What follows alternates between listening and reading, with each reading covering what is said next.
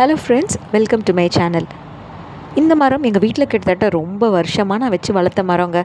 ஆனால் திடீர்னு இப்போ சமீபத்தில் அடித்த ஒரு புயலில் மரம் விழுந்துருச்சு. உடனே நானும் ரொம்ப வருத்தப்பட்டேன். இவ்வளோ நாள் வளர்ந்த மரம் காய்க்கிற நேரத்தில் இப்படி விழுந்துருச்சே, என்னல்லா இப்படி பண்ணிட்டே அப்படின்னு சொல்லிட்டு ஒரு செகண்டில் மனசுக்குள்ளே ஒரு கேள்வி வந்துச்சு. ஆனால் உங்களுக்கு ஒரு உண்மை தெரியுமா? இந்த மரம் ரொம்ப ஹைட்டாக இருந்ததுனால இதில் இருக்கிற கீரை எங்களால் பறிக்கவே முடியல.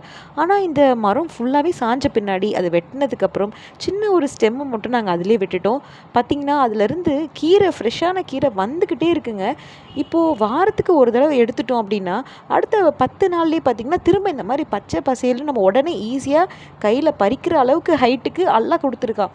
அதுதான் இதுலேருந்து நாங்கள் புரிஞ்சுக்கிட்டது என்ன அப்படின்னா, லைஃப்பில் ஏதாவது ஒரு சோதனை மாதிரி வருது, இல்லை அல்லாஹ் ஒரு விஷயத்தை நம்மக்கிட்டேருந்து எடுக்கிறான் அப்படின்னா தயவு செஞ்சு அல்லாவை கொஷின் பண்ணிடாதீங்க.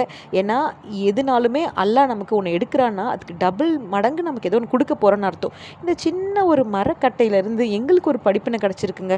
அவ்வளோ பெரிய மரம் இருந்தும் பயன்படுத்த முடியாத நிலமையில் இருந்தபோது அதை உடச்சி சின்னதாக ஆன பின்னாடி அதுலேருந்து நான் உனக்கு கொடுக்குறேன் பாரு இந்த பரக்கத்தை அப்படின்னு சொல்லி அல்லாஹ் எங்களுக்கு கொடுக்குறான். இந்த சின்ன கட்டையிலேருந்து 10 நாளுக்கு ஒரு தடவை இவ்வளோ கீரை நாங்கள் பறிச்சுக்கிட்டே இருப்போங்க. அதனால் இறைவனோட அருட்கொடைகளில் எதையும் பொய்ன்னு யாரும் சொல்லிடாதீங்க.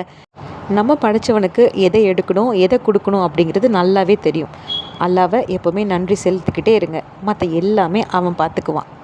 அஸ்ஸலாமு அலைக்கும்.